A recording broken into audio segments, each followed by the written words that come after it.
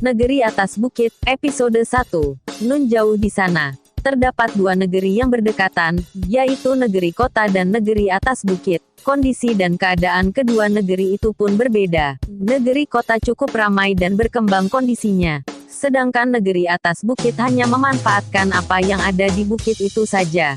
Penduduknya pun hanya 3 orang, yakni seorang guru beserta 2 pemuda yang bernama Kawan dan teman yang merupakan muridnya. Suatu ketika di siang yang cerah, Kawan dan teman mohon pamit kepada sang guru untuk mandi di sungai. Setelah pamit, kedua pemuda itu lantas bergegas ke sungai. Di tengah perjalanan, Kawan pun berkata kepada teman, "Apakah kamu tidak bosan setiap hari mandi di sungai yang biasa?" "Sebenarnya aku juga merasa bosan, tapi ya mau bagaimana lagi?" jawab teman. Teman pun bertanya kepada Kawan, "Menurut kamu, kira-kira di bukit ini ada sungai yang lain atau tidak ya?" Dengan agak ragu, Kawan pun berucap, "Aku pun belum tahu juga. Bagaimana jika sekarang kita mencari tahu?" ajak Kawan. Namun teman merasa ragu dan khawatir jika terlalu lama meninggalkan pondok sang guru. Tapi Kawan tetap berkeinginan untuk mencari sungai yang lain. Walau teman mengingatkan dan berkata, tentang sang guru yang sering memperingatkan kita, tentang adanya binatang buas di bukit ini. "Iya, aku ingat. Lagipun kita tidak perlu terlalu lama dan tidak usah mencari sungai yang jauh, kita cari yang dekat-dekat saja," ucap Kawan. Setelah berpikir sebentar teman pun bersedia menemani Kawan. Mereka berdua pun melanjutkan perjalanan untuk mencari sungai yang lain.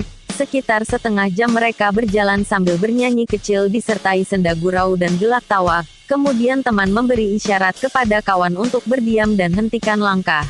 Lalu Kawan bertanya tentang apa yang diisyaratkan teman. Sambil berbisik, teman berkata, "Sepertinya ada seekor beruang di dekat kita." Dengan sangat hati-hati, mereka berdua mencoba menyingkap rimbunan semak belukar yang dirasa ada suara beruang. Namun karena rasa khawatir bercampur penasaran, mereka tidak tahu jika sedang berada cukup dekat dari beruang itu. Dan mereka berdua tidak melihat ranting kering yang mereka pijak dan menimbulkan suara agak ramai hingga diketahui sang beruang. Kemudian beruang itu pun langsung menoleh ke arah sumber suara. Tanpa banyak berpikir, kedua orang itu pun berlari dengan kencangnya tanpa berani melihat ke belakang. Padahal jika mereka sempat melihat ke belakang, sebenarnya beruang itu sudah mengantuk dan ingin tidur siang. Beruang itu hanya ingin tahu siapa yang sedang melihat dia, tanpa ada keinginan untuk mengejar kedua manusia tersebut. Setelah berlari agak jauh, kedua pemuda itu pun beristirahat dengan nafas tersengal-sengal. "Sudah teman, istirahat dahulu. Aku sudah lelah berlari." "Iya Kawan, aku juga lelah," kata teman, sambil beristirahat. Kedua pemuda itu melihat ke sekeliling.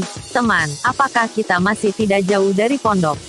"Aku pun tidak tahu Kawan," jawab teman, dan berkata, "Coba kita naik ke atas pohon.